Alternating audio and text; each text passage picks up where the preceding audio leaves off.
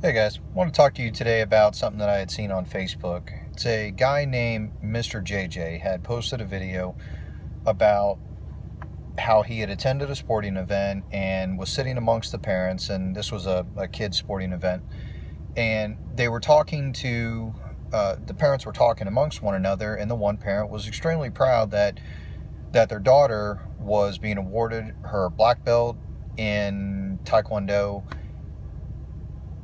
in that she was finally able to now defend herself against adults. Now, I think most of us kind of look at this and we recognize kind of the utter absurdity of a 9, 10, 11-year-old girl being able to defend herself against adults. But the parent was fully convinced that her level was such.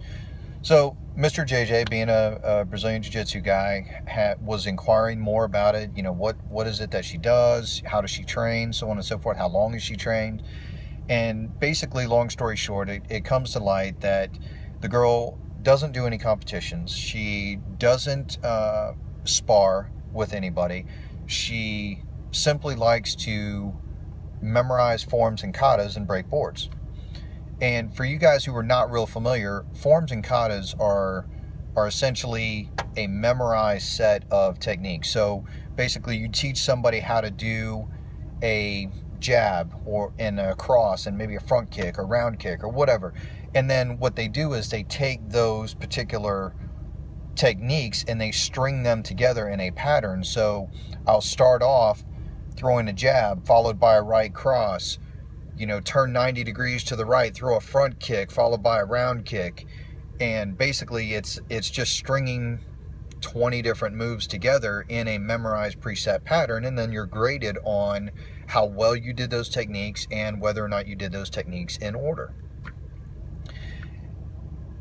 And I wanted to kind of challenge some of you guys, or get you guys to kind of remove your biases a little bit, because I know most of you who are hearing this recognize the utter absurdity of, one, the parent thinking that their kid can actually defend herself with this as her basis and her background, her foundation for training. But I want you to maybe hopefully recognize your own bias and shortcoming when it comes to your particular level of training, namely that of utilizing firearms. Now, most of the guys who are watching this are critical of that little girl and critical of the parent, but let me ask you something. Let me pose you a question. When you go out and you participate in IDPA, is there any resistance? Is there any, is anybody ever shooting back at you? No. When you go out to the range and you're shooting at a bench and you're shooting a cardboard target at X amount of distance away, is there any sort of resistance there? Is anybody shooting back at you? No. So just like that little girl and her parents that you were critical of and criticizing that she was just wholly incapable of actually defending herself against adults or even kids her own age, many of us actually excuse ourselves from the fact that we actually train in that same exact way with respect to firearms, memorizing preset patterns as in IDPA, going out and doing those things, and then you are then graded and judged on how you perform those techniques, whether or not you stowed your mag or whether or not you dropped a mag on the ground that had ammunition in it. Things like this. You're graded on time, you're graded on technique, you're graded on your accuracy. All of these things, good things. Nothing wrong with any of this at all. The problem comes when you leave that situation thinking that you are now somehow prepared for a gunfight. I saw a couple videos on YouTube, and it was a guy he's a Marine Corps combat vet and does a lot of small unit tactics stuff. Great guy. But I saw he's just beginning to kind of start stepping into the combatives world. And one of the things that I really found interesting and that he didn't cut out of his training video at all, was the difficulty he had actually duplicating range techniques against somebody, and they were just using a blue gun and not using really any sort of elevated type of stress, but it was just one guy is an attacker and then the defender is drawing using a blue gun and trying to utilize some of these range style techniques. And as he went through this, and actually as he dealt with an individual that was actually fighting against him very lightly, he began to run into problems like clearing his garment, problems like accessing that firearms, problems like somebody grab a hold of that firearm. He began to kind of run into problems, and that really is the reality of it.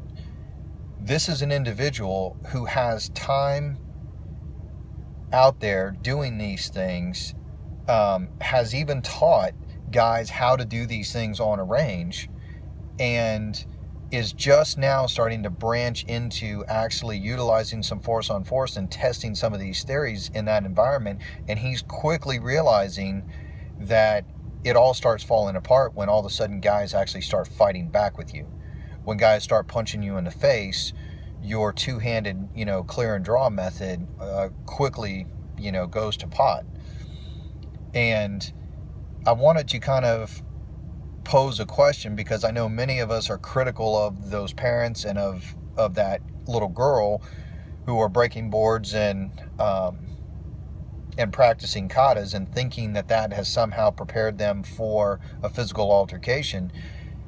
But I would venture to say that there are far more adults out there who are going to ranges and shooting in one direction at a cardboard target at X amount of yards away and leaving there thinking that they are somehow prepared for a gunfight. Or guys participating in preset, memorized patterns of conduct in the form of IDPA and thinking that has now somehow prepared them for a gunfight. So I wanted to kind of challenge you guys. I wanted to get you to think a little bit. If you are not instituting force on force, if you are not instituting unscripted resistance into your training at all, in any way, shape, or form, you're just practicing forms and katas. Okay? You're a 9-year-old girl getting her black belt. Nothing wrong with it. It's a good foundation for understanding how the pistol works, how to throw a punch, how to throw a kick. Nothing wrong with that whatsoever. But that in no way prepares you for actual arm resistance. So I want you to be honest with yourselves. I want you, when you apply a standard to this little girl, to her parents, I want you to then ask yourself that question. Pose that question back on yourself. Do I do that? Do I do that in my own training? Do I excuse myself? Do I commit those same fundamental flaws in training and excuse it from myself, all the while condemning others for doing the same exact thing in their particular style? So, something to think about. You guys train hard.